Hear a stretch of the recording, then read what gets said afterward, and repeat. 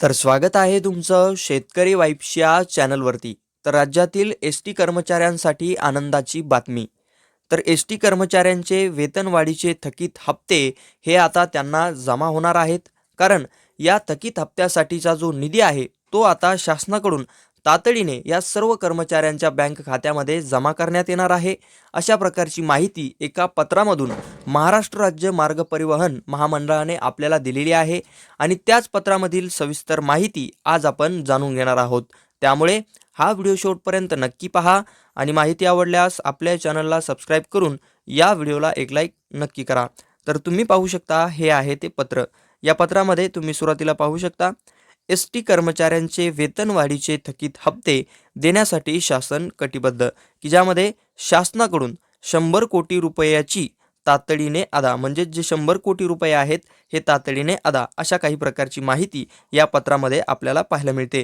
की ज्यामध्ये तुम्ही पाहू शकता 20 फेब्रुवारी 2026 एस टीच्या सुमारे 86,000 कर्मचाऱ्यांचे वेतनवाढीचे थकीत हप्ते देण्यासाठी शासनाने तातडीने 100 कोटी रुपयाची तरतूद केलेली असून लवकरच फेब्रुवारी महिन्याच्या वेतन सोबत देण्यात येणारा वेतनवाढीचा थकीत हप्ता हा कर्मचाऱ्यांच्या बँक खात्यामध्ये जमा होईल, अशी माहिती ही परिवहन मंत्री तथा एस टी महामंडळाचे अध्यक्ष प्रताप सरनाईक यांनी दिलेली आहे.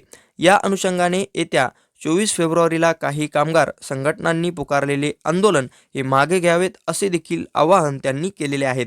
म्हणजेच या पत्रामधून अशा काही प्रकारची माहिती समोर येते की एस टी महामंडळामधील तब्बल 86,000 जे काही कर्मचारी आहेत ज्यांचं वेतनवाढीचं जे काही हप्ता आहे तो थकीत आहे, तो त्यांना आता येणाऱ्या फेब्रुवारी महिन्याच्या वेतनासोबतच त्यांच्या खात्यामध्ये, त्यांच्या बँक खात्यामध्ये जमा करण्यात येणार आहे.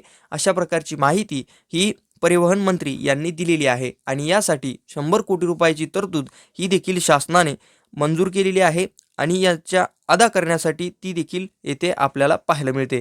त्यानंतर आपण पुढील माहिती येथे पाहूया. त्यामध्ये सदर थकीत हप्ते हे डिसेंबर महिन्याच्या वेतनात सोबतच देण्यास सुरुवात झालेली होती.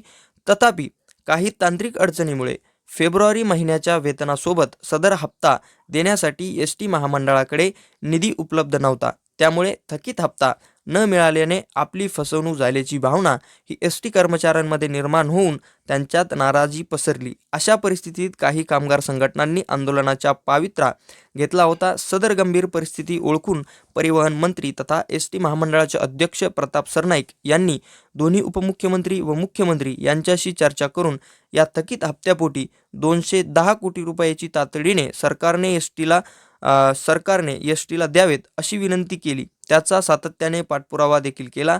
त्यामुळे त्या 210 कोटी यापैकी 100 कोटी रुपये आज शासनाने दिले असून उर्वरित निधी देखील लवकरच प्राप्त होईल.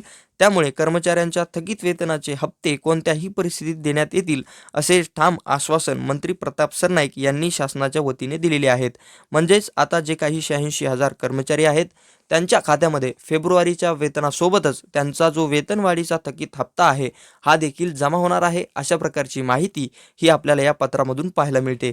तर ही होती यामधील सविस्तर माहिती जर तुम्हाला आवडली असेल तर आपल्या चॅनलला सबस्क्राईब करून या व्हिडिओला एक लाईक नक्की करा, म्हणजे अशाच अपडेट्स तुमच्यापर्यंत पोहोचत राहतील.